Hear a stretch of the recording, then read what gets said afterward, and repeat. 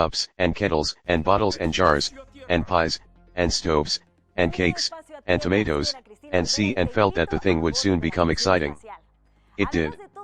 They started with breaking a cup. That was the first thing they did. They did that just to show you what they could do, and to get you interested. Then Harris packed the strawberry jam on top of a tomato and squashed it, and they had to pick out the tomato with a teaspoon. And then it was George's turn, and he trod on the butter. I didn't say anything, but I came over and sat on the edge of the table and watched them. It irritated them more than anything I could have said. I felt that. It made them nervous and excited, and they stepped on things, and put things behind them, and then couldn't find them when they wanted them, and they packed the pies at the bottom, and put heavy things on top, and smashed the pies in. They upset salt over everything, and as for the butter, I never saw two men do more with 1 and tuppence worth of butter in my whole life than they did. After George had got it off his slipper, they tried to put it in the kettle. It wouldn't go in, and what was in wouldn't come out. They did scrape it out at last, and put it down on a chair, and Harris sat on it, and it stuck to him, and they went looking for it all over the room. "I'll take my oath I put it down on that chair," said George, staring at the empty seat. "I saw you do it myself, not a minute ago," said Harris. Then they started round the room again looking for it, and then they met again in the center, and stared at one another. "Most extraordinary thing I ever heard of," said George. "So mysterious," said Harris. Then George got round at the back of Harris and saw it. "Why, here it is all the time," he exclaimed, indignantly. "Where?" cried Harris, spinning round. "Stand still, can't you?" roared George, flying after him. And they got it off, and packed it in the teapot. Montmorency was in it all, of course. Montmorency's ambition in life is to get in the way and be sworn at. If he can squirm in anywhere where he particularly is not wanted, and be a perfect nuisance, and make people mad, and have things thrown at his head, then he feels his day has not been wasted. To get somebody to stumble over him, and curse him steadily for an hour, is his highest aim and object, and, when he has succeeded in accomplishing this, his conceit becomes quite unbearable. He came and sat down on things, just when they were wanted to be packed, and he labored under the fixed belief that, whenever Harris or George reached out their hand for anything, it was his cold, damp nose that they wanted. He put his leg into the jam, and he worried the teaspoons, and he pretended that the lemons were rats, and got into the hamper and killed 3 of them before Harris could land him with the frying pan. Harris said I encouraged him. I didn't encourage him. A dog like that don't want any encouragement. It's the natural, original sin that is born in him that makes him do things like that. The packing was done at 12:50, and Harris sat on the big hamper, and said he hoped nothing would be found broken. George said that if anything was broken it was broken, which reflection seemed to comfort him. He also said he was ready for bed. We were all ready for bed. Harris was to sleep with us that night, and we went upstairs. We tossed for beds, and Harris had to sleep with me. He said, "Do you prefer the inside or the outside, Jay?" I said I generally preferred to sleep inside a bed. Harris said it was old. George said, "What time shall I wake you fellows?" Harris said, 7. I said, "No 6, because I wanted to write some letters." Harris and I had a bit of a row over it, but at last split the difference, and said 6:30.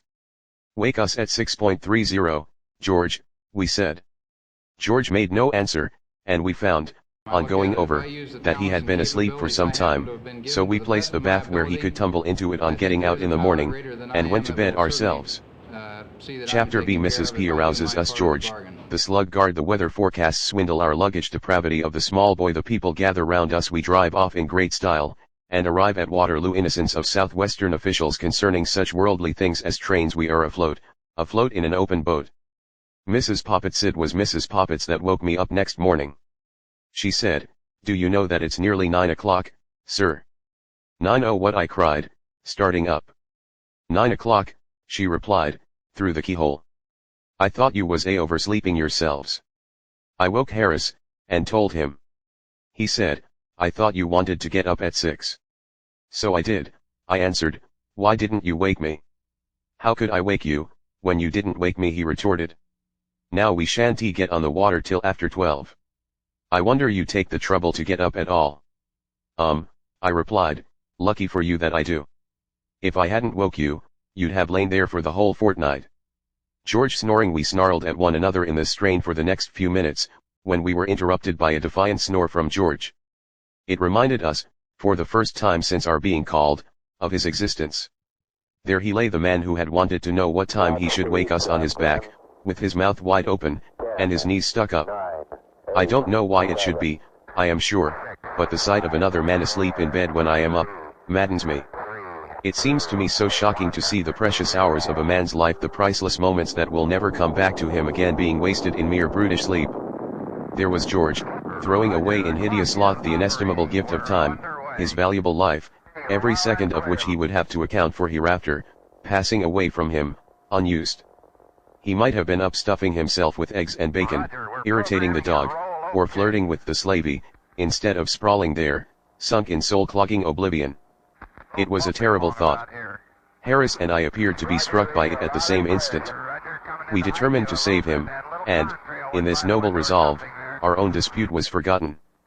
We flew across and slung the clothes off him, and Harris landed him one with a slipper, and I shouted in his ear, and he awoke. "Wazermarer," he observed, sitting up. "Get up, you fat-headed chunk," roared Harris.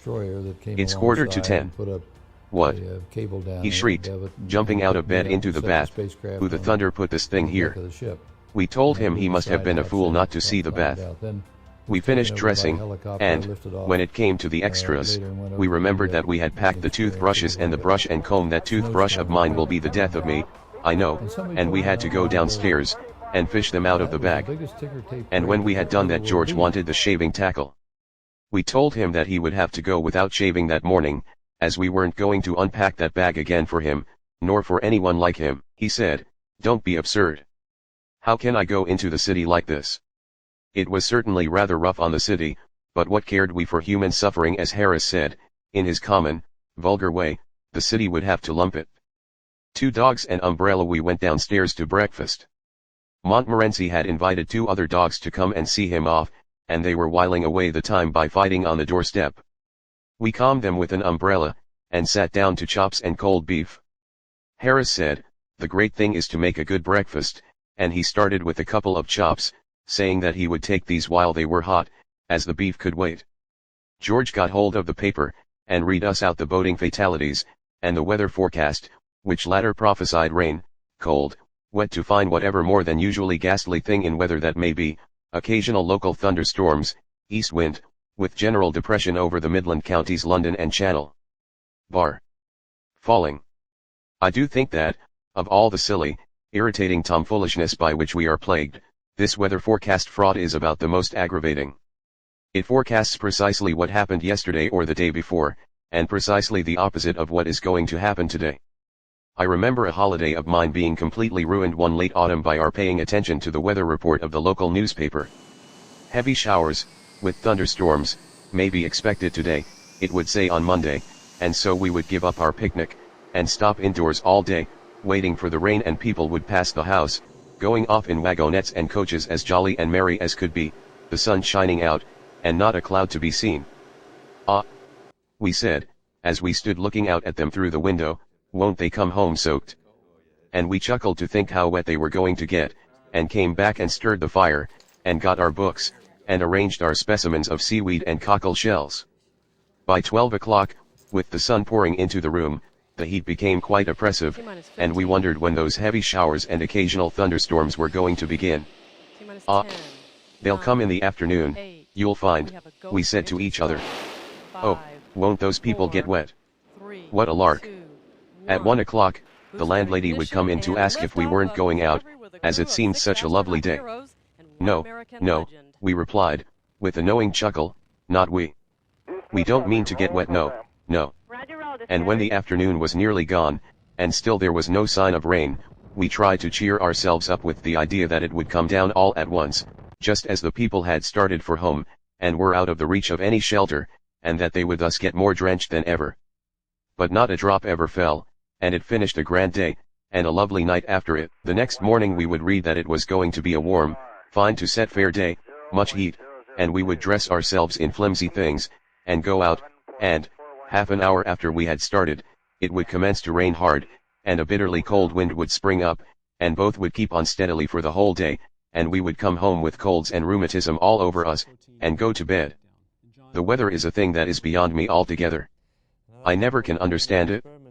The barometer is useless, it is as misleading as the newspaper forecast. There was one hanging up in a hotel at Oxford at which I was staying last spring, and, when I got there, it was pointing to set fair. It was simply pouring with rain outside, and had been all day, and I couldn't quite make matters out. I tapped the barometer, and it jumped up and pointed to very dry. The boot stopped as he was passing, and said he expected it meant tomorrow. I fancied that maybe it was thinking of the week before last, but Boots said, no, he thought not. I tapped it again the next morning, and it went up still higher, and the rain came down faster than ever. On Wednesday I went and hit it again, and the pointer went round towards set fair, very dry and much heat, until it was stopped by the peg, and couldn't go any further. It tried its best, but the instrument was built so that it couldn't prophesy fine weather any harder than it did without breaking itself. It evidently wanted to go on, and prognosticate drought, and water famine, and sunstroke, and samums, and such things, but the peg prevented it, and it had to be content with pointing to the mere commonplace very dry. Meanwhile, the rain came down in a steady torrent, and the lower part of the town was under water, owing to the river having overflowed. Booth said it was evident that we were going to have a prolonged spell of grand weather some time, and read out a poem which was printed over the top of the oracle, about long foretold, long last, short notice, soon past. The fine weather never came that summer. I expect that machine must have been referring to the following spring. Then there are those new style of barometers, the long straight ones. I never can make head or tail of those. There is one side for 10 a.m. yesterday, and one side for 10 a.m. today, but you can't always get there as early as 10, you know. It rises or falls for rain and fine, with much or less wind, and one end is NLY and the other illy. What's illy got to do with it, and if you tap it, it doesn't tell you anything. And you've got to correct it to sea level, and reduce it to Fahrenheit, and even then I don't know the answer. But who wants to be foretold the weather? It is bad enough when it comes, without our having the misery of knowing about it beforehand. The prophet we like is the old man who, on the particularly gloomy looking morning of some day when we particularly want it to be fine, looks round the horizon with a particularly knowing eye, and says, oh no, sir, I think it will clear up all right. It will break all right enough, sir. Ah, he knows, we say, as we wish him good morning, and start off. Wonderful how these old fellows can tell. And we feel an affection for that man which is not at all lessened by the circumstances of its not clearing up, but continuing to rain steadily all day. Ah, well, we feel, he did his best. For the man that prophesies us bad weather, on the contrary, we entertain only bitter and revengeful thoughts. Going to clear up, do ye think we shout, cheerily, as we pass? Well, no, sir, I'm afraid it's settled down for the day, he replies, shaking his head. Stupid old fool. We mutter, what's he know about it? And, if his portent proves correct, we come back feeling still more angry against him, and with a vague notion that, somehow or other, he has had something to do with it. It was too bright and sunny on this especial morning for George's blood-curdling readings about bar falling, atmospheric disturbance, passing in an oblique line over southern Europe, and pressure increasing, to very much upset us, and so, finding that he could not make us wretched, and was only wasting his time, he sneaked the cigarette that I had carefully rolled up for myself, and went.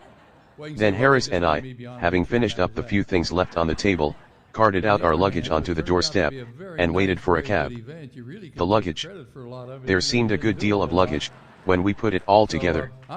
There was the Gladstone and the small handbag, and the 2 hampers, and a large roll of rugs, and some 4 or 5 overcoats and mackintoshes, and a few umbrellas, and then there was a melon by itself in a bag, because it was too bulky to go in anywhere, and a couple of pounds of grapes in another bag, and a Japanese paper umbrella, and a frying pan, which, being too long to pack, we had wrapped round with brown paper. It did look a lot, and Harris and I began to feel rather ashamed of it, though why we should be, I can't see. No cab came by, but the street boys did, and got interested in the show, apparently, and stopped. Biggs's boy was the first to come round. Biggs is our greengrocer, and his chief talent lies in securing the services of the most abandoned and unprincipled errand boys that civilization has as yet produced. If anything more than usually villainous in the boy line crops up in our neighborhood, we know that it is Biggs's latest. I was told that, at the time of the Great Coram Street murder, it was promptly concluded by our street that Biggs's boy for that period was at the bottom of it, and had he not been able, in reply to the severe cross-examination to which he was subjected by No. 19, when he called there for orders the morning after the crime assisted by number 21, who happened to be on the step at the time, to prove a complete alibi, it would have gone hard with him. I didn't know Biggs's boy at that time, but, from what I have seen of them since, I should not have attached much importance to that alibi myself. Biggs's boy, as I have said, came round the corner. He was evidently in a great hurry when he first dawned upon the vision, but, on catching sight of Harris and me, and Montmorency, and the things, he eased up and stared. Harris and I frowned at him. This might have wounded a more sensitive nature, but Biggs's boys are not, as a rule, touchy. He came to a dead stop, a yard from our step, and, leaning up against the railings, and selecting a straw to chew, fixed us with his eye. He evidently meant to see this thing out. In another moment, the grocer's boy passed on the opposite side of the street. Biggs's boy hailed him, "Hi. Ground floor 042's A moving." The grocer's boy came across, and took up a position on the other side of the step. Then the young gentleman from the boot shop stopped, and joined Biggs's boy, while the empty Kent superintendent from the Blue Posts took up an independent position on the curb. "They ain't going to starve, are they?" said the gentleman from the boot shop. "Ah, you'd want to take a thing or two with you," retorted the Blue Posts, "if you was going to cross the Atlantic in a small boat." "They ain't going to cross the Atlantic," struck in Biggs's boy, "they're going to find Stanley." By this time, quite a small crowd had collected, and people were asking each other what was the matter. One party, the young and giddy portion of the crowd, held that it was a wedding, and pointed out Harris as the bridegroom, while the elder and more thoughtful among the populace inclined to the idea that it was a funeral, and that I was probably the corpse's brother. At last, an empty cab turned up. It is a street where, as a rule, and when they are not wanted, empty cabs pass at the rate of 3 a minute, and hang about, and get in your way, and packing ourselves and our belongings into it, and shooting out a couple of Montmorency's friends, who had evidently sworn never to forsake him, we drove away amidst the cheers of the crowd, Biggs's boy shying a carrot after us for luck. We got to Waterloo at 11, and asked where the 11.5 started from. Of course nobody knew. Nobody at Waterloo ever does know where a train is going to start from, or where a train when it does start is going to, or anything about it.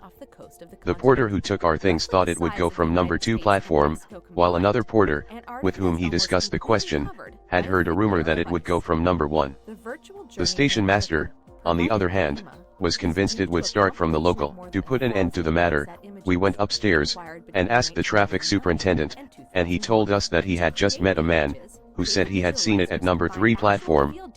We went to number 3 platform, but the authorities there said that they rather thought that train was the Southampton Express, or else the Windsor Loop. But they were sure it wasn't the Kingston train, though why they were sure it wasn't they couldn't say. Then our porter said he thought that must be it on the high-level platform, said he thought he knew the train. So we went to the high-level platform, and saw the engine driver, and asked him if he was going to Kingston. He said he couldn't say for certain of course, but that he rather thought he was. Anyhow, if he wasn't the 11.5 for Kingston, he said he was pretty confident he was the 9.32 for Virginia Water, or the 10 a.m. express for the Isle of Wight, or somewhere in that direction, and we should all know when we got there. We slipped half a crown into his hand, and begged him to be the 11.5 for Kingston. Nobody will ever know, on this line, we said, what you are, or where you're going. You know the way, you slip off quietly and go to Kingston. Well, I don't know, gents, replied the noble fellow, but I suppose some trains got to go to Kingston, and I'll do it. Gimme the half-crown. Thus we got to Kingston by the London and South Western Railway. We learned, afterwards, that the train we had come by was really the Exeter Mail, and that they had spent hours at Waterloo, looking for it, and nobody knew what had become of it. Our boat was waiting for us at Kingston just below bridge, and to it we wended our way, and round it we stored our luggage, and into it we stepped. "Are you all right, sir?" said the man. "Right it is," we answered, and with Harris at the sculls and I at the tiller lines, and Montmorency, unhappy and deeply suspicious. In the prow, out we shot onto the waters which, for a fortnight, were to be our home. Chapter 6. Kingston instructive remarks on early English history, instructive observations on carved oak and life in general, sad case of Stibbings, junior musings on antiquity. I forget that I am steering interesting result Hampton Court Maze Harris as a guide. It was a glorious morning, late spring, or early summer, as you care to take it, when the dainty sheen of grass and leaf is blushing to a deeper green, and the year seems like a fair young maid, trembling with strange, wakening pulses on the brink of womanhood. The quaint back streets of Kingston, where they came down to the water's edge, looked quite picturesque in the flashing sunlight, the glinting river with its drifting barges, the wooded towpath, the trim-kept villas on the other side, Harris, in a red and orange blazer, grunting away at the sculls, the distant glimpses of the grey old palace of the Tudors, all made a sunny picture, so bright but calm, so full of life, and yet so peaceful, that, early in the day though it was, I felt myself being dreamily lulled off into a musing fit. I mused on Kingston, or Kyningistan, as it was once called in the days when Saxon kings were crowned there. Great Caesar crossed the river there, and the Roman legions camped upon its sloping uplands. Caesar, like, in later years, Elizabeth, seems to have stopped everywhere, only he was more respectable than good Queen Bess. He didn't put up at the public houses. She was nuts on public houses, was England's Virgin Queen. There's scarcely a pub of any attractions within 10 miles of London that she does not seem to have looked in at, or stopped at, or slept at, some time or other. I wonder now, supposing Harris, say, turned over a new leaf, and became a great and good man, and got to be Prime Minister, and died, if they would put up signs over the public houses that he had patronized. Harris had a glass of bitter in this house, Harris had 2 of Scotch cold here in the summer of '88, Harris was chucked from here in December, 1886. No, there would be too many of them. It would be the houses that he had never entered that would become famous. Only house in South London that Harris never had a drink in. The people would flock to it to see what could have been the matter with it. How poor weak-minded King Edward must have hated Kyningistan. The coronation feast had been too much for him. Maybe boar's head stuffed with sugar plums did not agree with him, it wouldn't with me, I know, and he had had enough of sack and mead, so he slipped from the noisy revel to steal a quiet moonlight hour with his beloved Elcheva. Perhaps, from the casement, standing hand in hand, they were watching the calm moonlight on the river, while from the distant halls the boisterous revelry floated in broken bursts of faint-heard din and tumult. Then brutal Odo and St. Dunstan forced their rude way into the quiet room, and hurl coarse insults at the sweet-faced queen, and drag poor Edward back to the loud clamour of the drunken brawl. Years later, to the crash of battle music, Saxon kings and Saxon revelry were buried side by side, and Kingston's greatness passed away for a time, to rise once more when Hampton Court became the palace of the Tudors and the Stuarts, and the royal barges strained at their moorings on the river's bank, and bright-cloaked gallants swaggered down the water steps to cry, "What fairy, ho! Gadzooks, gramercy!" Many of the old houses, round about, speak very plainly of those days when Kingston was a royal borough, and nobles and courtiers lived there, near their king, and the long road to the palace gates was gay all day with clanking steel and prancing palfreys, and rustling silks and velvets, and fair faces. The large and spacious houses, with their oriel, latticed windows, their huge fireplaces, and their gabled roofs, breathe of the days of hose and doublet, of pearl-embroidered stomachers, and complicated oaths. They were appraised in the days when men knew how to build. The hard red bricks have only grown more firmly set with time, and their oak stairs do not creak and grunt when you try to go down them quietly. Speaking of oak staircases reminds me that there is a magnificent carved oak staircase in one of the houses in Kingston.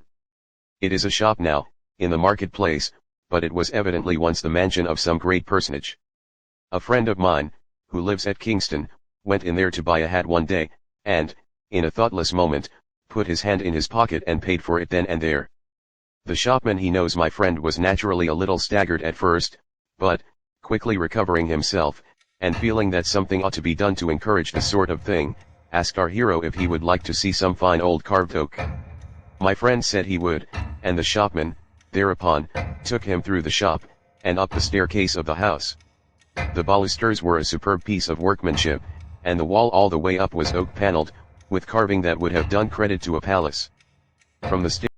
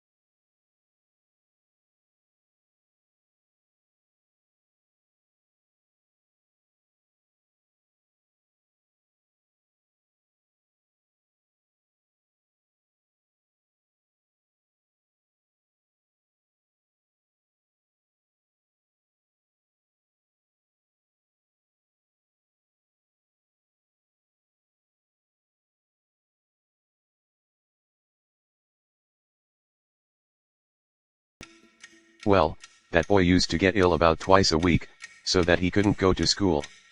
There never was such a boy to get ill as that Sandford and Merton. If there was any known disease going within 10 miles of him, he had it, and had it badly. He would take bronchitis in the dog days, and have hay fever at Christmas. After a 6 weeks period of drought, he would be stricken down with rheumatic fever, and he would go out in a November fog and come home with a sunstroke. They put him under laughing gas 1 year, poor lad, and drew all his teeth, and gave him a false set, because he suffered so terribly with toothache, and then it turned to neuralgia and earache. He was never without a cold, except once for 9 weeks while he had scarlet fever, and he always had chilblains. During the Great Cholera Scare of 1871, our neighborhood was singularly free from it. There was only one reputed case in the whole parish. That case was young Stivings. He had to stop in bed when he was ill, and eat chicken and custards and hot house grapes, and he would lie there and sob, because they wouldn't let him do Latin exercises, and took his German grammar away from him. And we other boys, who would have sacrificed 10 terms of our school life for the sake of being ill for a day, and had no desire whatever to give our parents any excuse for being stuck up about us, couldn't catch so much as a stiff neck. We fooled about in drafts, and it did us good, and freshened us up, and we took things to make us sick, and they made us fat, and gave us an appetite. Nothing we could think of seemed to make us ill until the holidays began.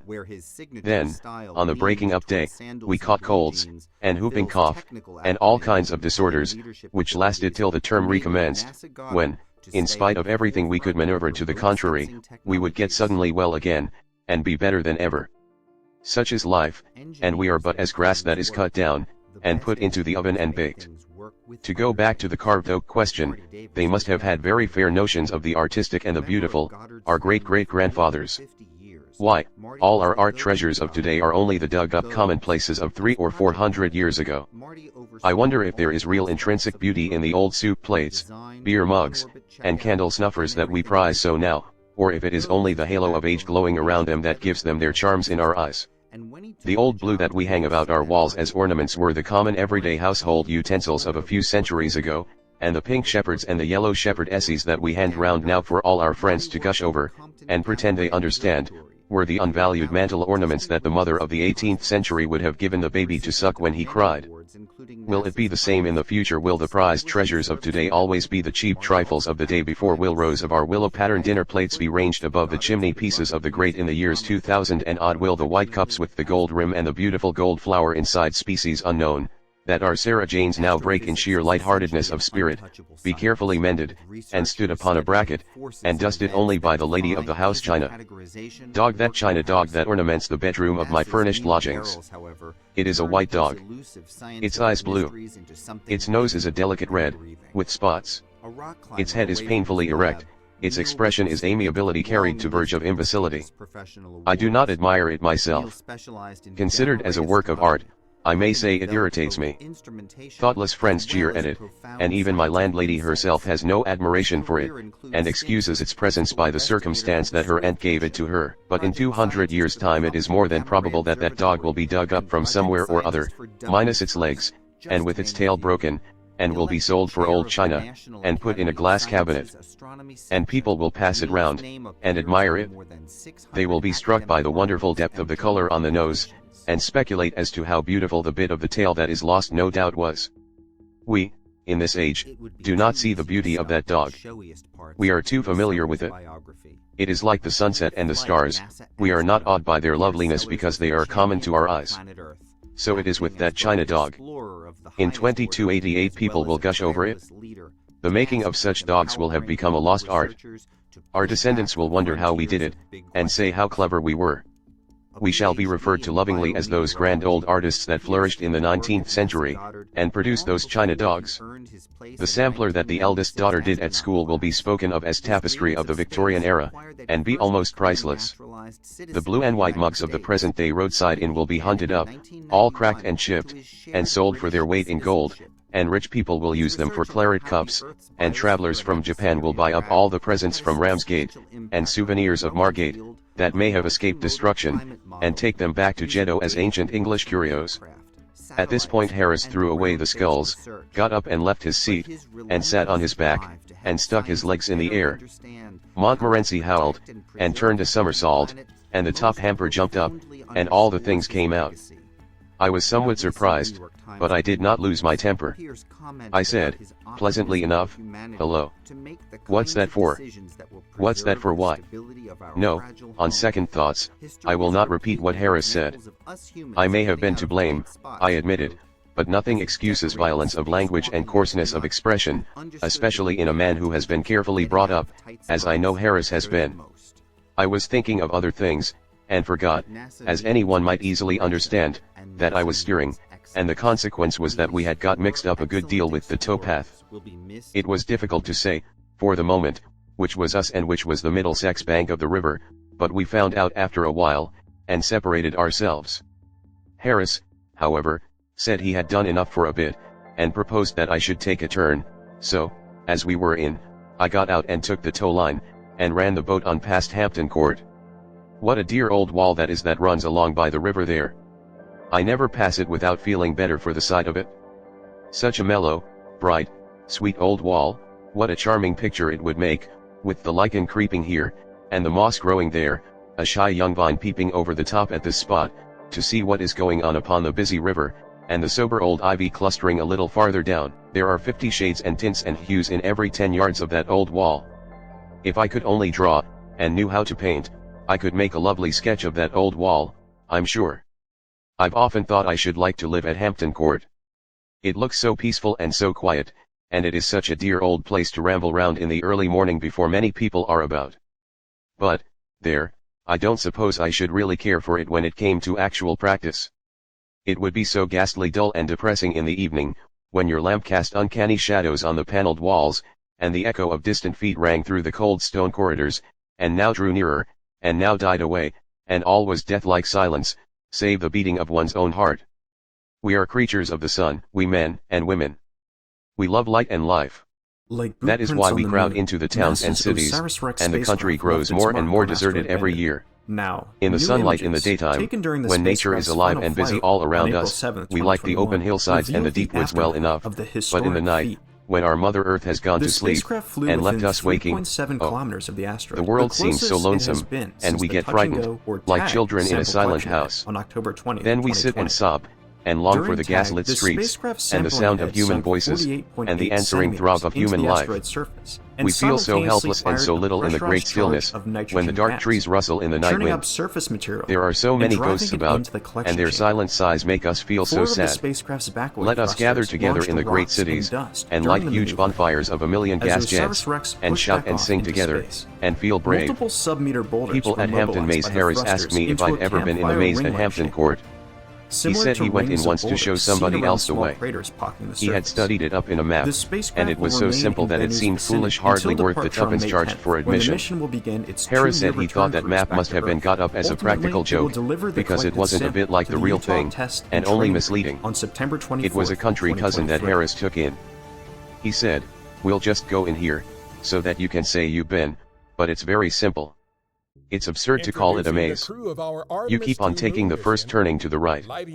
We'll just walk round for 10 minutes, and then go and get some lunch." They met some people soon after they had got inside, who said they had been there for 3/4 of an hour, and had had about enough of it. Harris told them they could follow him, if they liked. He was just going in, and then should turn round and come out again. They said it was very kind of him, and fell behind, and followed. They picked up various other people who wanted to get it over, as they went along, until they had absorbed all the persons in the maze. People who had given up all hopes of ever getting either in or out, or of ever seeing their home and friends again, plucked up courage at the sight of Harris and his party, and joined the procession, blessing him. Harris said he should judge there must have been 20 people, following him, in all, and one woman with a baby, who had been there all the morning, insisted on taking his arm, for fear of losing him. Harris kept on turning to the right, but it seemed a long way, and his cousin said he supposed it was a very big maze. "Oh, one of the largest in Europe," said Harris. "Yes, it must be," replied the cousin, "because we've walked a good 2 miles already." Harris began to think it rather strange himself, but he held on until, at last, they passed the half of a penny bun on the ground that Harris's cousin swore he had noticed there 7 minutes ago. Harris said, "Oh, impossible." But the woman with the baby said, "Not at all," as she herself had taken it from the child, and thrown it down there, just before she met Harris. She also added that she wished she never had met Harris, and expressed an opinion that he was an imposter. That made Harris mad, and he produced his map, and explained his theory. "The map may be alright enough," said one of the party, "if you know whereabouts in it we are now." Harris didn't know, and suggested that the best thing to do would be to go back to the entrance, and begin again. For the beginning again part of it there was not much enthusiasm, but with regard to the advisability of going back to the entrance there was complete unanimity, and so they turned, and trailed after Harris again, in the opposite direction. About 10 minutes more passed, and then they found themselves in the center. Harris thought at first of pretending that that was what he had been aiming at, but the crowd looked dangerous, and he decided to treat it as an accident. Anyhow, they had got something to start from then. They did know where they were, and the map was once more consulted, and the thing seemed simpler than ever, and off they started for the third time. And 3 minutes later they were back in the center again. After that, they simply couldn't get anywhere else. Whatever way they turned brought them back to the middle. It became so regular at length, that some of the people stopped there, and waited for the others to take a walk round, and come back to them. Harris drew out his map again, after a while, but the sight of it only infuriated the mob, and they told him to go and curl his hair with it. Harris said that he couldn't help feeling that, to a certain extent, he had become unpopular. They all got crazy at last, and sang out for the keeper, and the man came and climbed up the ladder outside, and shouted out directions to them. But all their heads were, by this time, in such a confused whirl that they were incapable of grasping anything, and so the man told them to stop where they were, and he would come to them. They huddled together, and waited, and he climbed down, and came in. He was a young keeper, as luck would have it, and new to the business, and when he got in, he couldn't find them, and he wandered about, trying to get to them, and then he got lost. They caught sight of him, every now and then, rushing about the other side of the hedge, and he would see them, and rush to get to them, and they would wait there for about 5 minutes, and then he would reappear again in exactly the same spot, and ask them where they had been. They had to wait till one of the old keepers came back from his dinner before they got out. Harris said he thought it was a very fine maze, so far as he was a judge, and we agreed that we would try to get George to go into it, on our way back. Chapter 7. The river in its Sunday garb dress on the river a chance for the men absence of taste in Harris George's blazer a day with the fashion plate young lady Mrs. Thomas's tomb the man who loves not graves and coffins and skulls Harris mad his views on George and Banks and lemonade he performs tricks. It was while passing through Molesey Lock that Harris told me about his maze experience. It took us some time to pass through, as we were the only boat, and it is a big lock. I don't think I ever remember to have seen Molesey Lock before, with only one boat in it. It is, I suppose, bolters not even excepted, the busiest lock on the river. I have stood and watched it, sometimes, when you could not see any water at all, but only a brilliant tangle of bright blazers, and gay caps, and saucy hats, and many-colored parasols, and silken rugs, and cloaks, and streaming ribbons, and dainty whites. When looking down into the lock from the quay, you might fancy it was a huge box into which flowers of every hue and shade had been thrown pell-mell, and lay piled up in a rainbow heap, that covered every corner.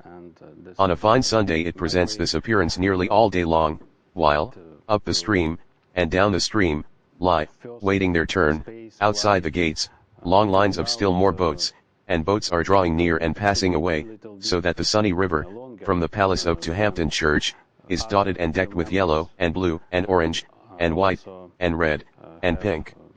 All the inhabitants of Hampton and Molesey dress themselves up in boating costume, and come and mouch round the lock with their dogs, and flirt, and smoke, and watch the boats, and, all together, what with the caps and jackets of the men, the pretty colored dresses of the women, the excited dogs, the moving boats, the white sails, the pleasant landscape, and the sparkling water, it is one of the gayest sights I know of near this dull old London town. The river affords a good opportunity for dress. For once in a way, we men are able to show our taste in colors, and I think we come out very natty, if you ask me. I always like a little red in my things, red and black. You know my hair is a sort of golden brown, rather a pretty shade I've been told, and a dark red matches it beautifully, and then I always think a light blue necktie goes so well with it, and a pair of those Russian leather shoes and a red silk handkerchief round the waist. A handkerchief looks so much better than a belt. Harris always keeps to shades or mixtures of orange or yellow, but I don't think he is at all wise in this. His complexion is too dark for yellows. Yellows don't suit him, there can be no question about it. I want him to take to blue as a background, with white or cream for relief, but, there. The less taste a person has in dress, the more obstinate he always seems to be. It is a great pity, because he will never be a success as it is, while there are one or two colors in which he might not really look so bad, with his hat on. George has bought some new things for this trip, and I'm rather vexed about them. The blazer is loud. I should not like George to know that I thought so, but there really is no other word for it. He brought it home and showed it to us on Thursday evening. We asked him what color he called it, and he said he didn't know. He didn't think there was a name for the color. The man had told him it was an Oriental design. George put it on, and asked us what we thought of it. Harris said that, as an object to hang over a flower bed in early spring to frighten the birds away, he should respect it, but that, considered as an article of dress for any human being, except a Margate nigger, it made him ill. George got quite huffy, but, as Harris said, if he didn't want his opinion, why did he ask for it? What troubles Harris and myself, with regard to it, is that we are afraid it will attract attention to the boat. Young lady girls, also, don't look half bad in a boat, if prettily dressed. Nothing is more fetching, to my thinking, than a tasteful boating costume. But a boating costume, it would be as well if all ladies would understand, ought to be a costume that can be worn in a boat, and not merely under a glass case. It utterly spoils an excursion if you have folk in the boat who are thinking all the time a good deal more of their dress than of the trip. It was my misfortune once to go for a water picnic with two ladies of this kind. We did have a lively time. They were both beautifully got up, all lace and silky stuff, and flowers, and ribbons, and dainty shoes, and light gloves. But they were dressed for a photographic studio, not for a river picnic. They were the boating costumes of a French fashion plate. It was ridiculous, fooling about in them anywhere near real earth, air, and water. The first thing was that they thought the boat was not clean. We dusted all the seats for them, and then assured them that it was, but they didn't believe us. One of them rubbed the cushion with the forefinger of her glove, and showed the result to the other, and they both sighed, and sat down, with the air of early Christian martyrs trying to make themselves comfortable up against the stake. You are liable to occasionally splash a little when sculling, and it appeared that a drop of water ruined those costumes. The mark never came out, and a stain was left on the dress forever. I was stroke. I did my best. I feathered some 2 feet high, and I paused at the end of each stroke to let the blades drip before returning them, and I picked out a smooth bit of water to drop them into again each time. Bow said, after a while, that he did not feel himself a sufficiently accomplished oarsman to pull with me, but that he would sit still, if I would allow him, and study my stroke. He said it interested him. But, notwithstanding all this, and try as I would, I could not help an occasional flicker of water from going over those dresses. The girls did not complain, but they huddled up close together, and set their lips firm, and every time a drop touched them, they visibly shrank and shuddered. It was a noble sight to see them suffering thus in silence, but it unnerved me altogether. I am too sensitive. I got wild and fitful in my rowing, and splashed more and more, the harder I tried not to. I gave it up at last. I said I'd row Bow. Bow thought the arrangement would be better too, and we changed places. The ladies gave an involuntary sigh of relief when they saw me go, and quite brightened up for a moment. Poor girls. They had better have put up with me. The man they had got now was a jolly, light-hearted, thick-headed sort of a chap, with about as much sensitiveness in him as there might be in a Newfoundland puppy. You might look daggers at him for an hour and he would not notice it, and it would not trouble him if he did.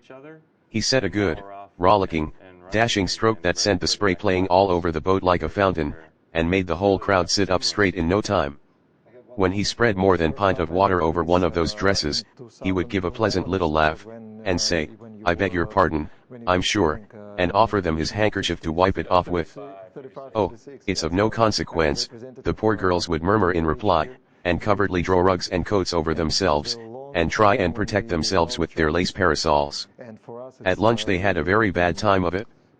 People wanted them to sit on the grass, and the grass was dusty, and the tree trunks, against which they were invited to lean, did not appear to have been brushed for weeks, so they spread their handkerchiefs on the ground and sat on those, bolt upright. Somebody, in walking about with a plate of beefsteak pie, tripped up over a root, and sent the pie flying. None of it went over them, fortunately, but the accident suggested a fresh danger to them, and agitated them, and, whenever anybody moved about, after that, with anything in his hand that could fall and make a mess, they watched that person with growing anxiety until he sat down again. Washing up. Now then, you girls, said our friend Bow to them, cheerily, after it was all over, come along, you've got to wash up. They didn't understand him at first. When they grasped the idea, they said they feared they did not know how to wash up. Oh, I'll soon show you, he cried, it's rare fun.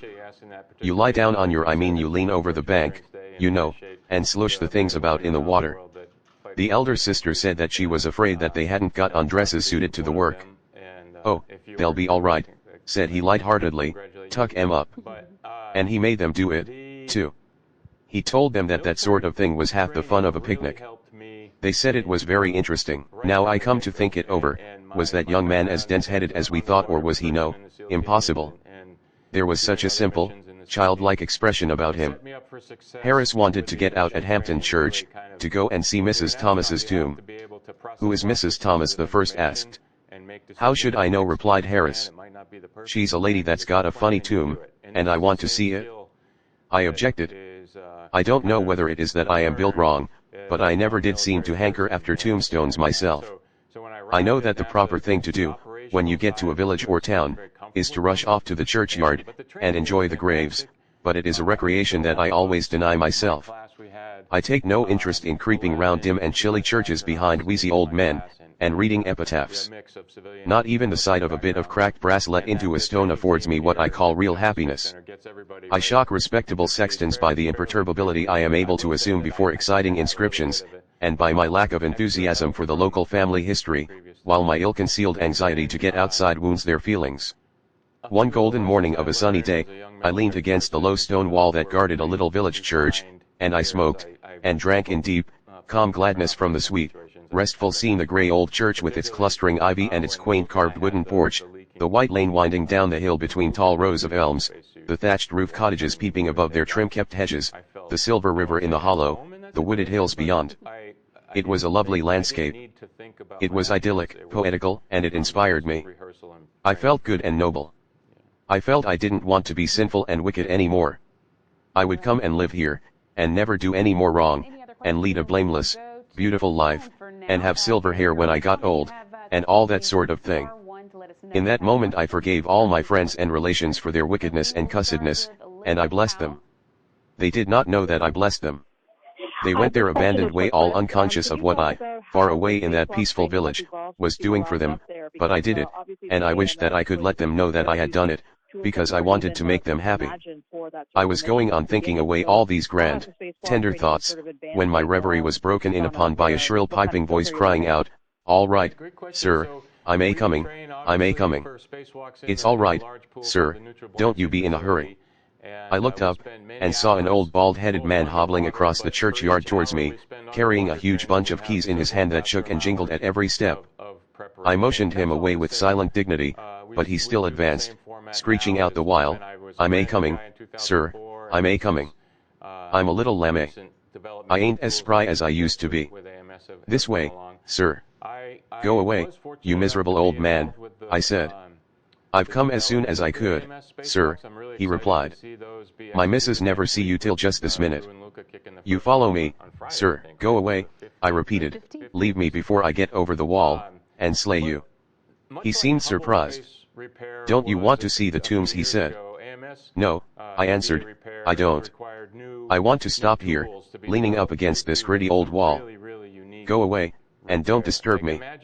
I am chock full of beautiful and noble thoughts, and I want to stop like it, because it feels nice and good. Don't you come fooling about, making me mad, chivying away all my better feelings with this silly tombstone nonsense of yours. Go away, and get somebody to bury you cheap, and I'll pay half the expense." He was bewildered for a moment. He rubbed his eyes, and looked hard at me. I seemed human enough on the outside, He couldn't make it out. He said, "You's a stranger in these parts, you don't live here." "Graves, no," I said, "I don't." "You wouldn't if I did." "Well then," he said, "you want to see the tombs graves folks been buried, you know, coffins." "You are an untruther," I replied, getting roused. "I do not want to see tombs, not your tombs." "Why should I? We have graves of our own, our family has. Why, my Uncle Podger has a tomb in Kensal Green Cemetery, that is the pride of all that countryside, and my grandfather's vault at Bow is capable of accommodating 8 visitors, while my great-aunt Susan has a brick grave in Finchley Churchyard, with a headstone with a coffee pot sort of thing in bas-relief upon it, and a 6-inch best white stone coping all the way round, that cost pounds. When I want graves, it is to those places that I go and revel. I do not want other folks. When you yourself are buried, I will come and see yours. That is all I can do for you." He burst into tears. He said that one of the tombs had a bit of stone upon the top of it that had been said by some to be probably part of the remains of the figure of a man, and that another had some words, carved upon it, that nobody had ever been able to decipher. I still remained obdurate, and, in broken-hearted tones, he said, "Well, won't you come and see the memorial window?" I would not even see that, so he fired his last shot. He drew near, and whispered hoarsely, "I've got a couple of skulls down in the crypt," he said, "come and see those." "Oh, do come and see the skulls. You are a young man out for a holiday, and you want to enjoy yourself. Come and see the skulls." Skulls. Then I turned and fled, and as I sped I heard him calling to me, "Oh, come and see the skulls, come back and see the skulls." Harris, however, revels in tombs and graves and epitaphs, and monumental inscriptions, and the thought of not seeing Mrs. Thomas's grave made him crazy. He said he had looked forward to seeing Mrs. Thomas's grave from the first moment that the trip was proposed. Said he wouldn't have joined if it hadn't been for the idea of seeing Mrs. Thomas's tomb. I reminded him of George, and how we had to get the boat up to Shepperton by 5 o'clock to meet him, and then he went for George. Why was George to fool about all day, and leave us to lug this lumbering old top-heavy barge up and down the river by ourselves to meet him? Why couldn't George come and do some work? Why couldn't he have got the day off, and come down with US Bank be blowed? What good was he at the bank? I never see him doing any work there," continued Harris, "whenever I go in. He sits behind a bit of glass all day, trying to look as if he was doing something. What's the good of a man behind a bit of glass? I have to work for my living. Why can't he work? What use is he there?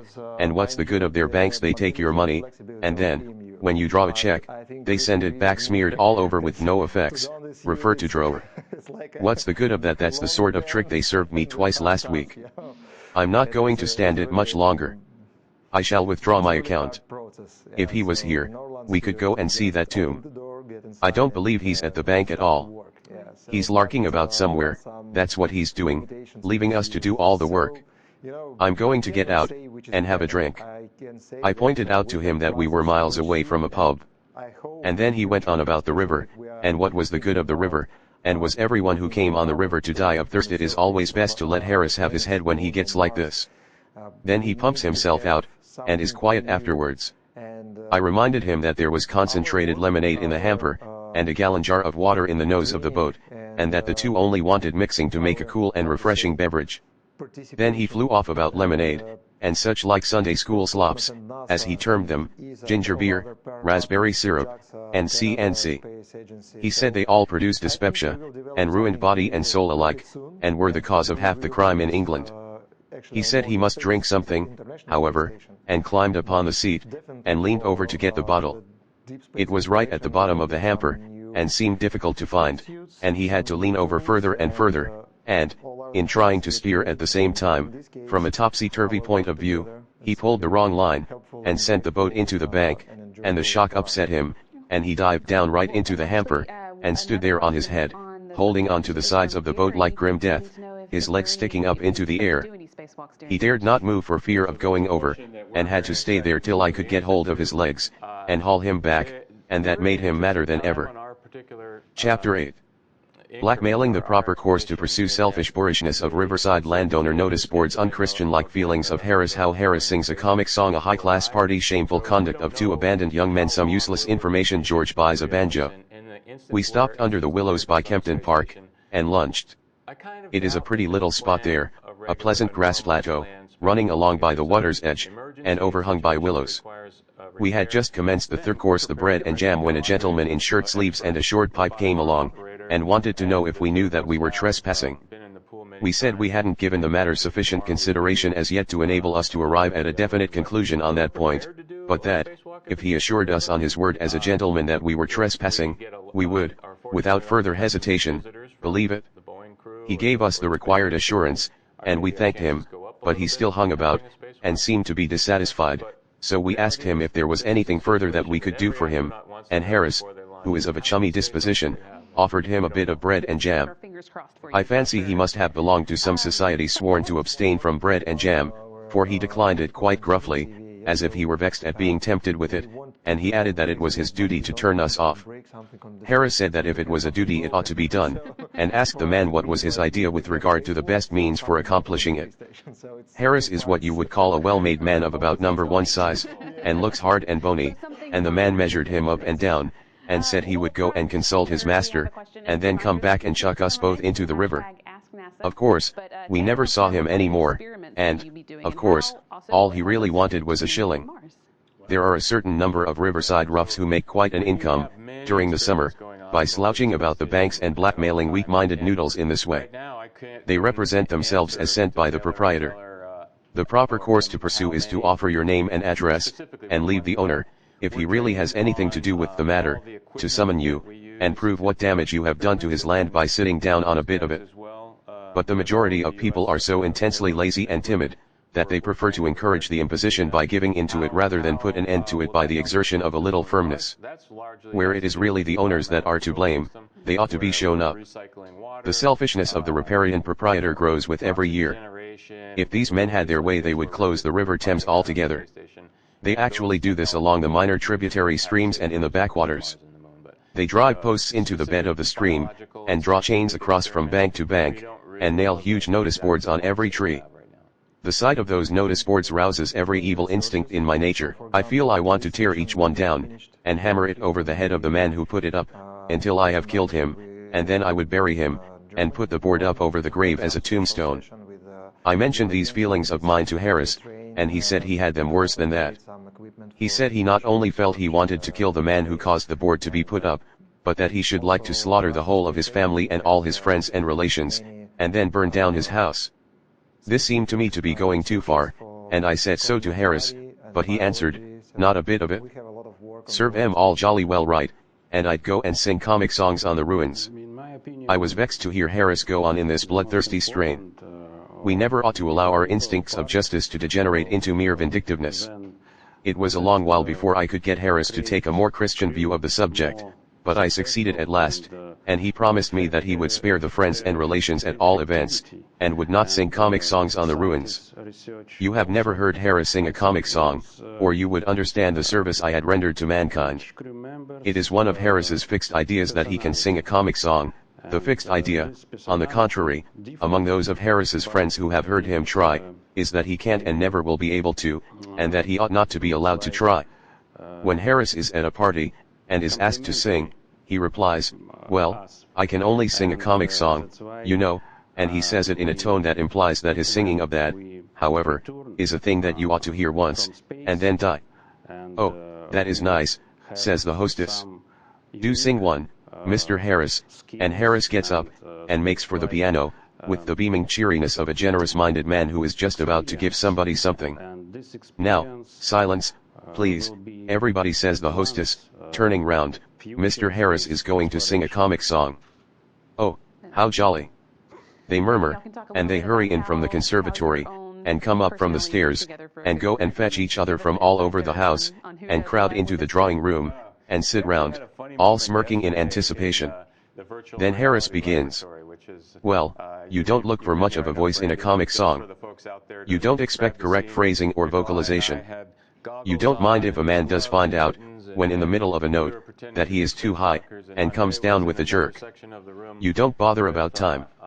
You don't mind a man being 2 bars in front of the accompaniment, and easing up in the middle of a line to argue it out with the pianist, and then starting the verse afresh. But you do expect the words.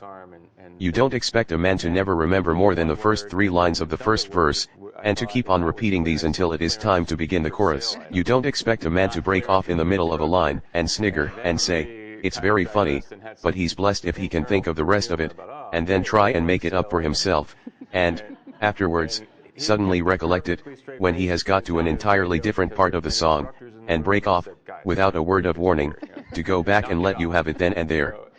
You don't. Well, I will just give you an idea of Harris's comic singing, and then you can judge of it for yourself. Harris standing up in front of piano and addressing the expectant mob. I'm afraid it's a very old thing, you know. I expect you all know it, you know. But it's the only thing I know. It's the judge's song out of Pinafore. No, I don't mean Pinafore, I mean you know what I mean, the other thing, you know. You must all join in the chorus, you know. Murmurs of delight and anxiety to join in the chorus. Brilliant performance of prelude to the judge's song in Trial by Jury by nervous pianist. Moment arrives for Harris to join in. Harris takes no notice of it. Nervous pianist commences prelude over again, and Harris, commencing singing at the same time, dashes off the first two lines of the First Lord's song out of Pinafore. Nervous pianist tries to push on with prelude, gives it up, and tries to follow Harris with accompaniment to judge's song out of Trial by Jury, finds that doesn't answer, and tries to recollect what he is doing, and where he is, feels his mind giving way, and stops short. Harris with kindly encouragement, "It's all right. You're doing it very well, indeed, go on." Nervous pianist, "I'm afraid there's a mistake somewhere. What are you singing?"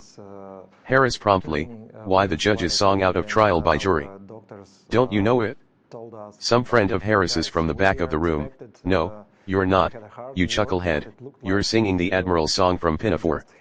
Long argument between Harris and Harris's friend as to what Harris is really singing. Friend finally suggests that it doesn't matter what Harris is singing so long as Harris gets on and sings it, and Harris, with an evident sense of injustice rankling inside him, requests pianist to begin again. Pianist, thereupon, starts prelude to the Admiral's song, and Harris, seizing what he considers to be a favorable opening in the music, begins. Harris, "When I was young and called to the bar." General roar of laughter, taken by Harris as a compliment. Pianist, thinking of his wife and family, gives up the unequal contest and retires, his place being taken by a stronger nerved man. The new pianist cheerily, "Now then, old man, you start off, and I'll follow. We won't bother about any prelude." Harris, upon whom the explanation of matters has slowly dawned, laughing, "By Jove. I beg your pardon. Of course I've been mixing up the two songs. It was Jenkins confused me, you know." Now then, singing, his voice appearing to come from the cellar, and suggesting the first low warnings of an approaching earthquake. "When I was young I served a term as office boy to an attorney's firm." Aside to pianist, "It is too low, old man, we'll have that over again, if you don't mind." Sings first two lines over again, in a high falsetto this time. Great surprise on the part of the audience. Nervous old lady near the fire begins to cry, and has to be let out. Harris continuing, "I swept the windows and I swept the door, and no, I cleaned the windows of the big front door. And I polished up the floor. No, dash it, I beg your pardon, funny thing, I can't think of that line. And oh, well, we'll get on to the chorus, and chance it sings, and I diddle diddle diddle diddle diddle diddle da, till now I am the ruler of the Queen's Navy." Now then, chorus, it is the last two lines repeated, you know. General chorus, "And he diddle diddle diddle diddle diddle diddle deed, till now he is the ruler of the Queen's Navy." And Harris never sees what an ass he is making of himself, and how he is annoying a lot of people who never did him any harm.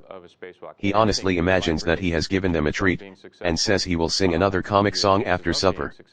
Speaking of comic songs and parties, reminds me of a rather curious incident at which I once assisted, which, as it throws much light upon the inner mental working of human nature in general, ought, I think, to be recorded in these pages. We were a fashionable and highly cultured party. We had on our best clothes, and we talked pretty, and were very happy, all except two young fellows, students, just returned from Germany, commonplace young men, who seemed restless and uncomfortable, as if they found the proceedings slow. The truth was, we were too clever for them.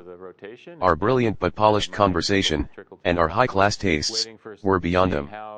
They were out of place, among us. They never ought to have been there at all. Everybody agreed upon that, later on. We played more so from the old German masters. We discussed philosophy and ethics. We flirted with graceful dignity. We were even humorous in a high-class way. Somebody recited a French poem after supper, and we said it was beautiful, and then a lady sang a sentimental ballad in Spanish, and it made one or two of us weep, it was so pathetic.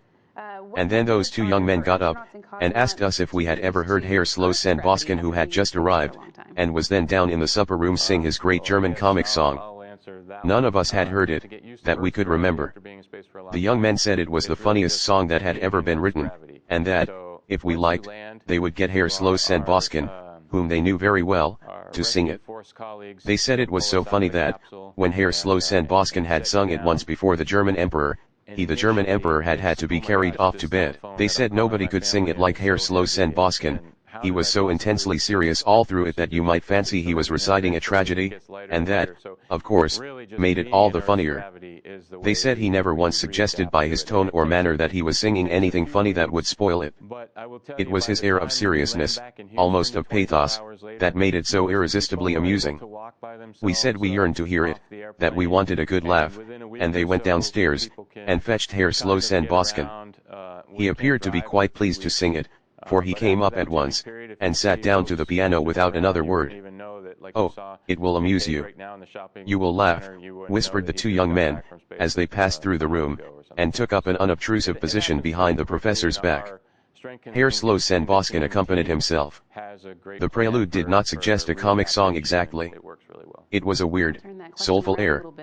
It quite made one's flesh creep, but we murmured to one another that it was the German method, and prepared to enjoy it. I don't understand German myself. I learned it at school, but forgot every word of it 2 years after I had left, and have felt much better ever since. Still, I did not want the people there to guess my ignorance, so I hit upon what I thought to be rather a good idea. I kept my eye on the two young students, and followed them. When they tittered, I tittered, when they roared, I roared, and I also threw in a little snigger all by myself now and then, as if I had seen a bit of humor that had escaped the others. I considered this particularly artful on my part. I noticed, as the song progressed, that a good many other people seemed to have their eye fixed on the two young men, as well as myself. These other people also tittered when the young men tittered, and roared when the young men roared, and, as the two young men tittered and roared and exploded with laughter pretty continuously all through the song, it went exceedingly well. And yet that German professor did not seem happy. At first, when we began to laugh, the expression of his face was one of intense surprise, as if laughter were the very last thing he had expected to be greeted with. We thought this very funny. We said his earnest manner was half the humor. The slightest hint on his part that he knew how funny he was would have completely ruined it all. As we continued to laugh, his surprise gave way to an air of annoyance and indignation, and he scowled fiercely round upon us all except upon the two young men who, being behind him, he could not see. That sent us into convulsions. We told each other that it would be the death of us, this thing. The words alone, we said, were enough to send us into fits, but added to his mock seriousness, oh, it was too much. In the last verse, he surpassed himself. He glowered round upon us with a look of such concentrated ferocity that, but for our being forewarned as to the German method of comic singing, we should have been nervous, and he threw such a wailing note of agony into the weird music that, if we had not known it was a funny song, we might have wept. He finished amid a perfect shriek of laughter. We said it was the funniest thing we had ever heard in all our lives. We said how strange it was that, in the face of things like these, there should be a popular notion that the Germans hadn't any sense of humor. And we asked the professor why he didn't translate the song into English, so that the common people could understand it, and hear what a real comic song was like. Then Herr Slossen Bosken got up, and went on awful. He swore at us in German, which I should judge to be a singularly effective language for that purpose, and he danced, and shook his fists, and called us all the English he knew. He said he had never been so insulted in all his life. It appeared that the song was not a comic song at all. It was about a young girl who lived in the Harz Mountains, and who had given up her life to save her lover's soul, and he died, and met her spirit in the air, And then, in the last verse, he jilted her spirit, and went on with another spirit. I'm not quite sure of the details, but it was something very sad, I know. Herr Boskin said he had sung it once before the German emperor, and the German emperor had sobbed like a little child. Herr Boskin said it was generally acknowledged to be one of the most tragic and pathetic songs in the German language. It was a trying situation for us, very trying. There seemed to be no answer. We looked around for the two young men who had done this thing, but they had left the house in an unostentatious manner immediately after the end of the song. That was the end of that party. I never saw a party break up so quietly, and with so little fuss. We never said good night even to one another. We came downstairs one at a time, walking softly, and keeping the shady side. We asked the servant for our hats and coats in whispers, and opened the door for ourselves, and slipped out, and got round the corner quickly, avoiding each other as much as possible. I have never taken much interest in German songs since then. We reached Sunbury Lock at 3:30. The river is sweetly pretty just there before you come to the gates, and the backwater is charming, but don't attempt to row up it. I tried to do so once. I was sculling, and asked the fellows who were steering if they thought it could be done, and they said, oh, yes, they thought so, if I pulled hard. We were just under the little footbridge that crosses it between the two weirs, when they said this, and I bent down over the sculls, and set myself up, and pulled. I pulled splendidly. I got well into a steady rhythmical swing. I put my arms, and my legs, and my back into it. I set myself a good, quick, dashing stroke, and worked in really grand style. My two friends said it was a pleasure to watch me. At the end of 5 minutes, I thought we ought to be pretty near the weir, and I looked up. We were under the bridge, in exactly the same spot that we were when I began, and there were those two idiots, injuring themselves by violent laughing. I had been grinding away like mad to keep that boat stuck still under that bridge. I let other people pull up backwaters against strong streams now. We sculled up to Walton, a rather large place for a riverside town. As with all riverside places, only the tiniest corner of it comes down to the water, so that from the boat you might fancy it was a village of some half-dozen houses, all told. Windsor and Abingdon are the only towns between London and Oxford that you can really see anything of from the stream. All the others hide round corners, and merely peep at the river down one street, my thanks to them for being so considerate, and leaving the river banks to woods and fields and waterworks. Even Reading, though it does its best to spoil and sully and make hideous as much of the river as it can reach, is good-natured enough to keep its ugly face a good deal out of sight. Caesar, of course, had a little place at Walton, a camp, or an entrenchment, or something of that sort. Caesar was a regular upriver man. Also Queen Elizabeth, she was there, too. You can never get away from that woman, go where you will. Cromwell and Bradshaw, not the guide man, but the King Charles's head man, likewise sojourned here. They must have been quite a pleasant little party, altogether. There is an iron scold's bridle in Walton Church. They used these things in ancient days for curbing women's tongues. They have given up the attempt now. I suppose iron was getting scarce, and nothing else would be strong enough. There are also tombs of note in the church, and I was afraid I should never get Harris past them, but he didn't seem to think of them, and we went on. Above the bridge the river winds tremendously. This makes it look picturesque, but it irritates you from a towing or sculling point of view, and causes argument between the man who is pulling and the man who is steering. You pass Oatlands Park on the right bank here. It is a famous old place. Henry VIII stole it from someone or the other, I forget whom now, and lived in it. There is a grotto in the park which you can see for a fee, and which is supposed to be very wonderful, but I cannot see much in it myself. The late Duchess of York, who lived at Oatlands, was very fond of dogs, and kept an immense number. She had a special graveyard made, in which to bury them when they died, and there they lie, about 50 of them, with a tombstone over each, and an epitaph inscribed thereon. Well, I dare say they deserve it quite as much as the average Christian does. At Corway Stakes, the first bend above Walton Bridge, was fought a battle between Caesar and Cassivellaunus. Cassivellaunus had prepared the river for Caesar, by planting it full of stakes, and had, no doubt, put up a notice board. But Caesar crossed in spite of this. You couldn't choke Caesar off that river. He is the sort of man we want round the backwaters now. Halliford and Shepperton are both pretty little spots where they touch the river, but there is nothing remarkable about either of them.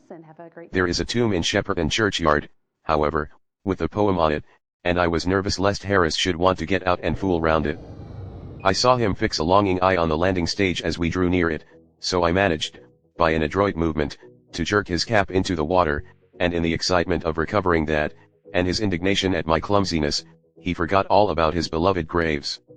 At Weybridge, the Wey, a pretty little stream, navigable for small boats up to Guildford, and one which I have always been making up my mind to explore, and never have, the Bourne, and the Basingstoke Canal all enter the Thames together. The lock is just opposite the town,